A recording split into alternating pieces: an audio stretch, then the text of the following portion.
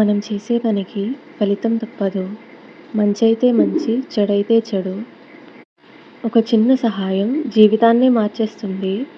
వారిది కాదు మనదే. ఒక చిన్న మాట, ఒక చిన్న సాయం ఎదుటివారి జీవితాన్ని మార్చేస్తుంది. ఇలా ఇతరులకు మంచి చేసిన తర్వాత మనకు మంచే జరగాలి అనే నిబంధనేమీ లేదు.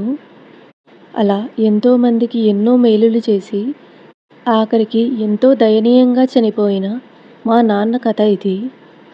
మా అమ్మ ఇంకా నా ఘోష ఇది. అసలు మా జీవితాల్లో ఏం జరిగింది? మా ఇంతటి బాధకు కారణం ఏంటి? ఇలాంటి ఎన్నో ప్రశ్నలకు సమాధానం ఈ కథ. ఇక ఆలస్యం చేయకుండా ఇవాల్టి దయ్యాల మాయాజాలంలోకి వెళ్ళిపోదాం. నా పేరు సిద్ధప్ప. మాది కర్నూలు జిల్లా. మా ఇంట్లో నేనొక్కడినే కొడుకుని. నాకు అక్కదమ్ముళ్ళు ఎవరూ లేరు. ఏ కొరత తెలియని జీవితం, అర్థం లేని అవసరాలు, తక్కువలు లేని ఖర్చులు అంతా మా నాన్న వల్లే. ఆయన దగ్గర డబ్బే కాదు, మనసు కూడా మహా గొప్పది. ఎవ్వరు అడిగినా లేదు అనకుండా సహాయం చేయడం ఆయన తత్వం. ఆయన ముఖం మెరిసే ముద్దుబిడ్డ, ఇక తన మనసు బంగారు గర్భం. ఇక బాధతో సహాయం అని మా ఇంటికి చేరిన వారిని తాను సహాయం చేయకుండా పంపేవారు కాదు. ఎవరైనా బాధల్లో ఉన్నారంటే చాలు, పరిచయం లేకపోయినా పర్వాలేదు, సహాయం మాత్రం చేసేవారు. అలా ఆయన దగ్గర అప్పుగా సహాయంగా తీసుకున్న డబ్బులు ఎప్పుడూ తిరిగి రాలేదు. కానీ ఇవన్నీ ఆయనను తిరిగి సహాయం చేయకుండా మాత్రం ఆపలేదు. మా నాన్న ఎంతో మంచివారు. ఇక అందరూ అలానే అని అనుకుంటారు. అలా అనుకొని తాను మాట ఇచ్చి తన పేరుతో మరొక్కరి దగ్గర డబ్బులు తీసుకొని మరి తన స్నేహితులకు, బంధువులకు సహాయం చేసేవారు. ఇలా మా నాన్నను నమ్మించి డబ్బు తీసుకున్న వారు కూడా తిరిగి చూడలేదు. మనిషి మంచితనానికి ఒక హద్దు దాటిన తర్వాత అదే మంచితనం ఆయన్ని మోసం చేసింది. ఇలా మా జీవితాలు ఎంత విలాసంగా సాగినా మా నాన్న మోసపోవడం మాత్రం మానలేదు. ఎంత జరిగినా, ఏం జరిగినా ఆ సమయానికి ఎవరైనా సహాయం అని అడిగితే తప్పకుండా చేసేవారు. ఇలా రోజులు, సంవత్సరాలు గడిచిపోతూ వచ్చాయి. మా వ్యాపారం బాగా జరగడంతో వేరే వారికి ఇచ్చిన అప్పు కూడా ఎన్నోసార్లు మా నాన్న కట్టారు. ఇక మా జీవితాలు సాఫీగా సాగుతుండగా ఒకరోజు మా నాన్నగారికి గుండెపోటు వచ్చింది. ఇక మేము తనని ఆసుపత్రిలో చేర్చాము. వెంటనే ఐసీయూలోకి తీసుకున్నారు. ఒక్కో క్షణం ప్రాణంతో పోరాడుతున్నారు నాన్న. ఇక నాన్నను అలా చూసి మాకేమీ పాలుపోలేదు. గుండెలు పగిలిపోయాయి. ఆయన తిరిగి ఎప్పుడు కోలుకుంటారా, మా కళ్ళ ముందు కదలాడతారా అని వేచి చూస్తున్నాం.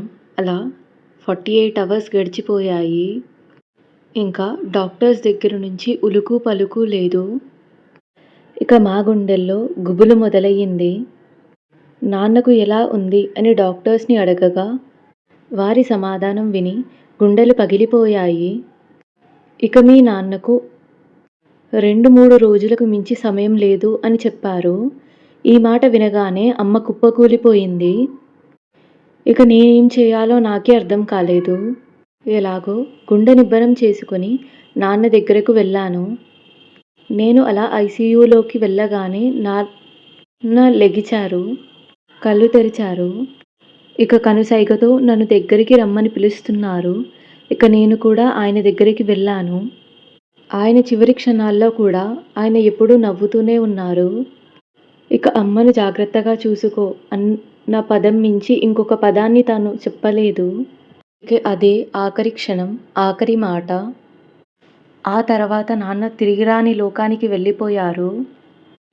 ఇక అమ్మ, నేను దుఃఖ సముద్రంలో మునిగిపోయాము. ఆయన బ్రతికినంత కాలం ఇతరుల కోసం, ఇతరుల మేలు కోసమే బ్రతికారు. ఎంతోమందికి సహాయం చేసిన ఆయనకు ఆఖరి క్షణాల్లో ఎవరూ తోడుగా నిలవలేదు. మా నాన్న దగ్గర నుండి లాభం పొందిన అందరూ కూడా మొహం చాటేశారు. ఎవ్వరూ మా సహాయానికి రాలేదు. ఇక మా చుట్టాలు సైతం మొహం దాచుకున్నారు. ఇంతటి కష్ట సమయంలో కూడా నేను నా మనోధైర్యాన్ని కోల్పోలేదు. ఒక్కడినే మా నాన్న కార్యక్రమాలను పూర్తి చేశాను. అలా ఓ వారం గడిచింది. మా నాన్న పోయిన దుఃఖం నుండి మేము బయటికి రాకముందే మా జీవితాల్లోకి ఇంకో చిక్కు వచ్చి పడింది. మా నాన్న తన స్నేహితులు ఎందరికో తను షూరిటీగా ఉండి డబ్బులు ఇప్పించారు. అలా ఇప్పించిన వారు ఆ రుణాన్ని తిరిగి కట్టడం లేదు. ఇక ఆ డబ్బులిచ్చిన వారందరూ మా ఇంటిపై పడ్డారు. మీ నాన్న షూరిటీతో మేము ఎంతోమందికి డబ్బులిచ్చాము. ఇక ఇప్పుడు ఆయనే లేరు. మా డబ్బులకు భరోసా లేదు. వాళ్ళు ఇప్పుడు మాకు వడ్డీ కూడా కట్టడం లేదు. ఏం చేయమంటావ్ అని అడుగుతున్నారు నన్ను. ఆ క్షణం నాకు అర్థమయ్యింది. మనం ఎంత మంచి పనులు చేసినా, ఎంత మంచి మేలు కోరుకున్నా మనకు ఎప్పుడూ మంచే జరగాలి అని రూల్ లేదు. ఇక అలాగే మా నాన్న ఎంతగానో నమ్మిన తన స్నేహితులు తనని ముంచేశారు. ఇక ఆ సమయంలో మా నాన్నకు పరువు మించి నాకు ఏమీ కనిపించలేదు. ఆయన జీవితాంతం ఎంతో దర్జాగా, హుందాగా బతికారు. తాను సంపాదిస్తూ ఎంతోమందికి సహాయం చేస్తూ ఎన్నో కళ్ళల్లో వెలుగుని నింపారు. ఇక ఈ డబ్బుల విషయానికి వస్తే నేను ఆ డబ్బులు వాళ్లకు తిరిగి ఇచ్చేద్దాం అని అనుకున్నాను. షూరిటీ ఉన్నది మా నాన్న. ఇక ఇప్పుడు ఆ డబ్బులు వాళ్లకు చేరకపోతే వాళ్ళు ఏదో ఒకరోజు మా నాన్నను తిట్టుకుంటూనే ఉంటారు. ఇక నేను అది జరగాలి అని అస్సలు కోరుకోవడం లేదు. ఇక మా నాన్న ఇచ్చిన పేరు, గౌరవం కాపాడుకోవాలని మా ఇంటిని, ఆస్తుల్ని అన్నీ అమ్మేశాము. ఒక్కొక్కటిగా రుణాలన్నీ తీర్చుకుంటూ వచ్చాము. చివరిగా చేతిలో మిగిలిన కొద్దిపాటి డబ్బులతో ఆ ప్రదేశాన్ని వదిలేసి బీహార్ వెళ్ళిపోవాలి అని అనుకున్నాము.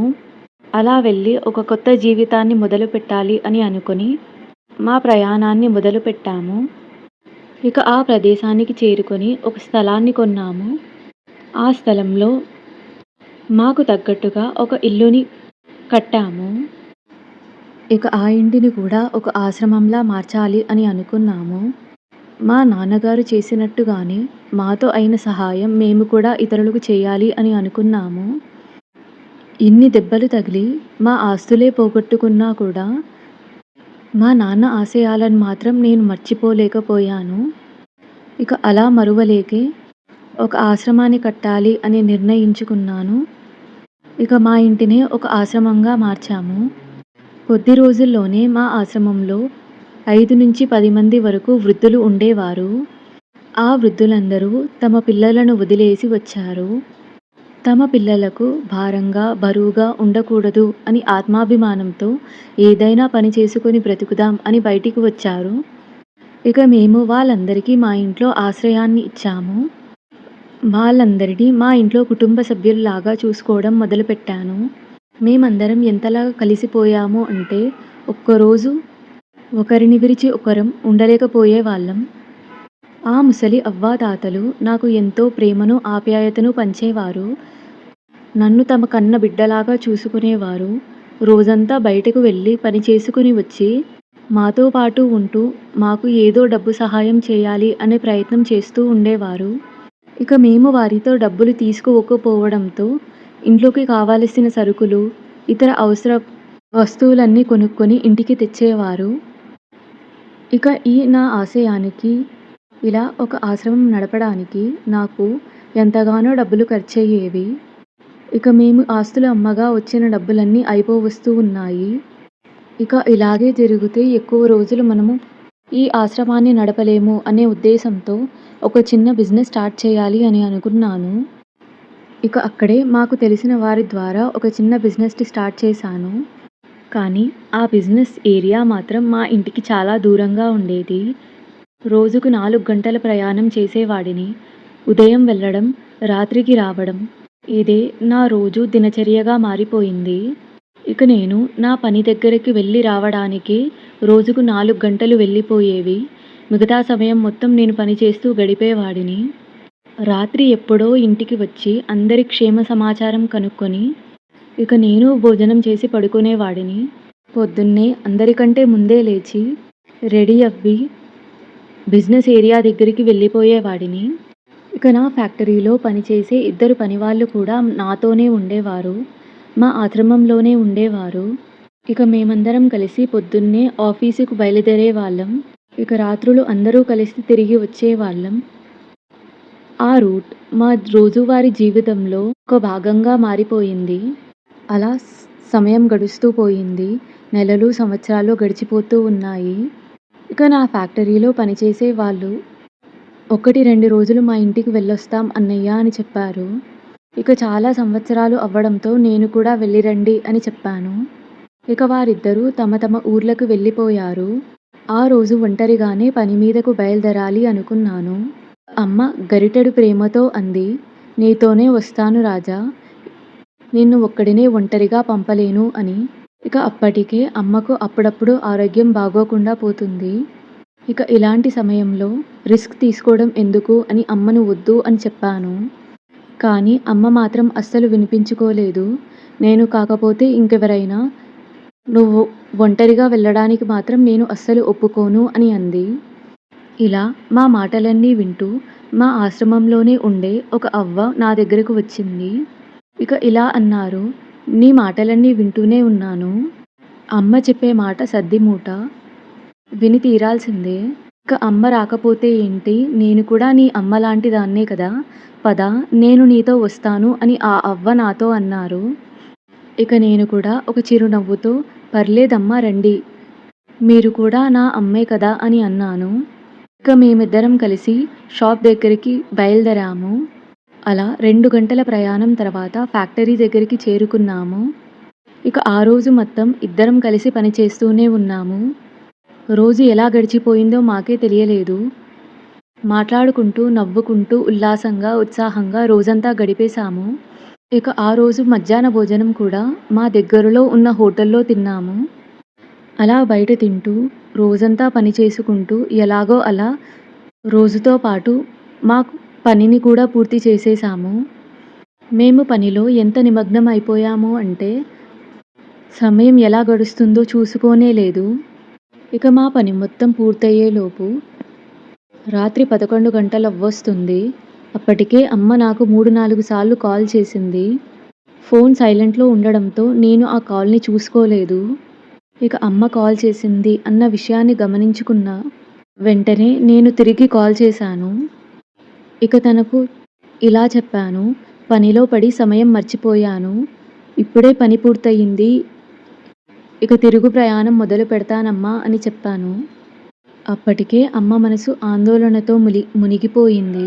నేను క్షేమంగానే ఉన్నాను అన్న విషయం తెలుసుకొని అమ్మ మనసు కుదుటపడింది. అమ్మ ఇలా చెప్పింది, "ఆలస్యమైనా పర్లేదు, కానీ జాగ్రత్తగా రండి, మెల్లిగా రండి. ఇక ఇది అర్ధరాత్రి సమయం.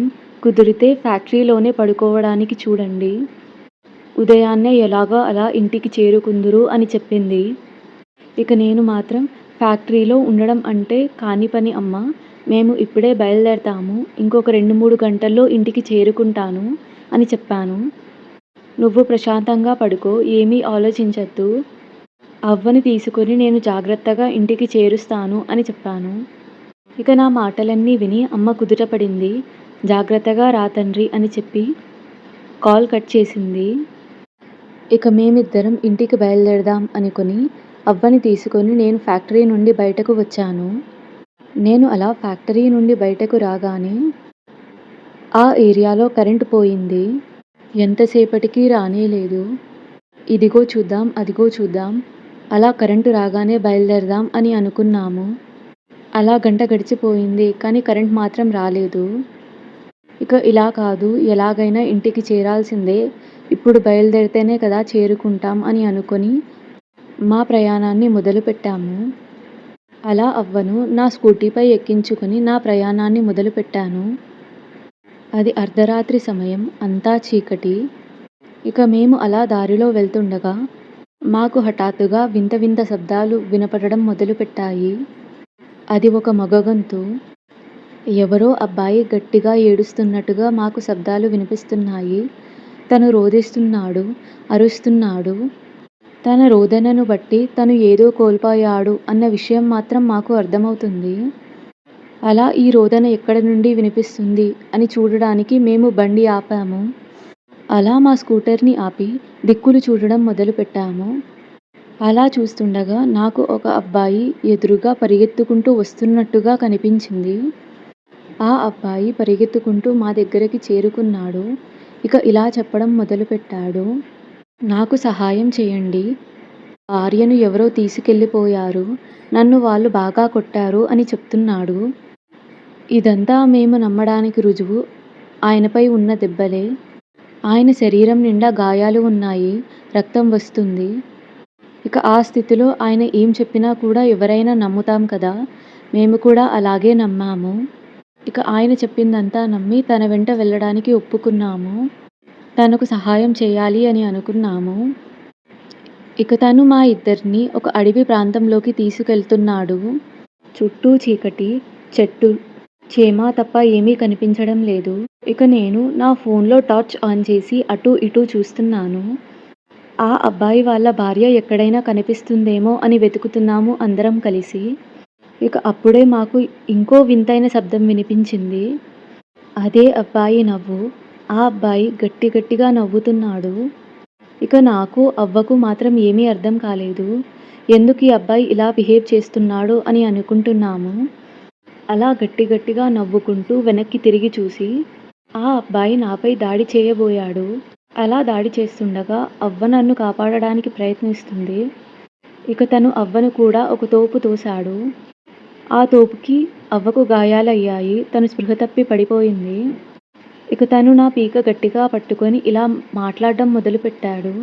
నీలాంటి ఒకడే నన్ను, నా భార్యని దూరం చేశాడు. నా భార్యను ఎత్తుకెళ్ళిపోయాడు. ఇప్పుడు నా భార్య ఎక్కడుందో నాకే తెలియదు.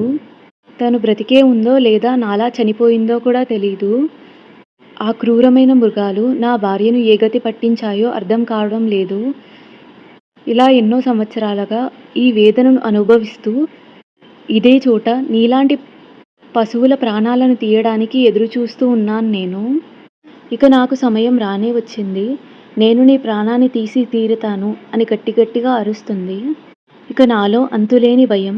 నేను చెయ్యని తప్పుకు నేను శిక్ష అనుభవించబోతున్నానేమో అని ఎక్కడో తెలియని అలజడి. నా శరీరం నా ఆధీనంలో లేదు. చేతులు వణుకుతున్నాయి. నా ఊపిరి ఎప్పుడు ఆగిపోతుందో నాకే తెలీదు.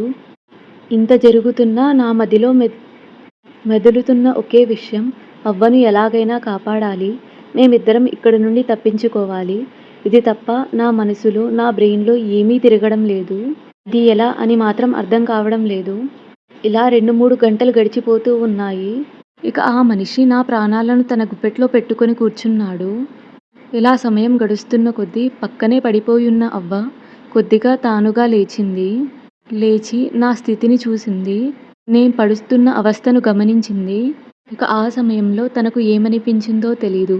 గట్టి గట్టిగా హనుమాన్ చాలీసా చెప్పడం మొదలుపెట్టింది. ఇక ఆమె పాడుతున్న హనుమాన్ చాలీసా శబ్దం ప్రతిధ్వనిస్తూనే ఉంది. ఇక అవ్వ ఇలా హనుమాన్ చాలీసా చదువుతుంటే నా గొంతు నిమురుతూ గట్టిగా పట్టుకున్న ఆ మనిషి నన్ను వదిలేశాడు. వెంటనే తిరిగి చూసి అమ్మ దగ్గరకు వెళ్ళాడు. ఆ అవ్వను గట్టిగా పట్టుకొని తన గొంతును నిమిరి చంపాలి అని ప్రయత్నిస్తున్నాడు. కానీ తను ఆ మంత్ర ఉచ్చారణ మాత్రం ఆపలేదు. అలా పాడుతూనే ఉంది. ఇక ఆ మనిషి ఎక్కువసేపు అమ్మ దగ్గర కూడా ఉండలేకపోయాడు. ఆ అవ్వను వదిలిపెట్టి అక్కడి నుండి వెళ్ళిపోయాడు. ఇక దూరంగా నించుని గట్టి గట్టిగా అరుస్తున్నాడు. ఏ ముసలి, నువ్వు అది ఆపు. ఇక నువ్వు నోరు ముయ్యలేదు అంటే నేనేం చేస్తానో నాకే తెలీదు. నీ ప్రాణం తీస్తాను అని గట్టి గట్టిగా అరుస్తున్నాడు. తన చెవులను మూసుకోవడానికి ప్రయత్నిస్తున్నాడు. ఎంతో సమయం తనను తాను ఆపుకోలేకపోయాడు. భరించలేకపోయాడు. ఆ మంత్ర ఉచ్చారణ తన చెవిలో ధ్వనిస్తుండడం తను తీసుకోలేకపోయాడు. ఇక అక్కడి నుండి పారిపోయాడు. క్షణాల్లో ఎక్కడికెళ్ళిపోయాడో మాకే తెలియలేదు. కళ్ళు మూసి తెరిసేలోగా ఆ ఆకారం మా దగ్గర నుండి మాయమైపోయింది. అప్పటికే సమయం పొద్దున 4 వస్తుంది. ఇక మేమిద్దరం కొద్ది కొద్దిగా తేరుకుంటున్నాము. ఇక మాకు ఏ భయం లేదు అన్న విషయం అర్థమయ్యింది. ఇక్కడ నుండి జారుకోవాలి, ఇంటికి చేరాలి అని అనుకున్నాము. ఇక వెంటనే ఓపిక చేసుకొని ఇద్దరం ఇంటికి బయలుదేరాము. అప్పటికే అమ్మ ఎన్నోసార్లు కాల్ చేసింది. ఇక మేము ఇంటికి బయలుదేరడానికి ముందు అమ్మకు తిరిగి రిటర్న్ కాల్ చేశాము. మేమంతా జాగ్రత్తగానే ఉన్నాము, ఇంటికి వస్తున్నాము అన్న క్షేమ సమాచారాన్ని చెప్పాను అమ్మకి. ఇక అమ్మ మనసు కూడా కుదుటపడింది. సరే అని చెప్పి ఫోన్ పెట్టేసింది. ఇక ఇలా 4-5 గంటల పోరాటం తర్వాత మేము ఇంటికి క్షేమంగా చేరుకున్నాము. ఇక నేను ఇంట్లో జరిగిన విషయం మొత్తం చెప్పాను. అవ్వ నా జీవితాన్ని, నా ప్రాణాన్ని ఎలా కాపాడిందో అమ్మకు వివరించాను. ఇక అమ్మ మాత్రం ఇదంతా విని అవ్వ కాళ్ళు పట్టేసింది. మీరు మా కొడుకుకే కాదు నాకు కూడా పునర్జన్మనిచ్చారు. వాడు లేకపోతే నేను లేను అని చెప్పింది అమ్మ. ఇక ఇదంతా విని అవ్వ మాత్రం నవ్వుతూ ఇలా అంది. పునర్జన్మను ఇవ్వడం కాదు, తానే నాకు తల్లై, తండ్రై చిన్న పాపలాగా చూసుకుంటూ వచ్చాడు. తాను తన తండ్రి చేసిన పుణ్యం ఎక్కడికి పోదు, నీడలా ఎప్పుడూ వాళ్ళను కాపాడుకుంటూ వస్తుంది అని చెప్పింది. ఇక ఆ అవ్వ చెప్పిన మాటలు కూడా నిజమే కదా అని అనిపించింది నాకు. ఇది ఇవాల్టి దయ్యాల మాయాజాలపు కథ, నా కథ. ఇక నా కథ మీ అందరికీ ఎలా అనిపించిందో కమెంట్ సెక్షన్లో రాయడం మర్చిపోకండి. ఈ వీడియో చూసిన ప్రతి ఒక్కరూ లైక్ చేయండి. మీరు అలా లైక్ చేయడం వల్ల ఇలాంటి ఎన్నో రియల్ హారర్ స్టోరీస్ ఇంకెంతో మందికి చేరుకుంటాయి. Thank you so much for watching. Tata.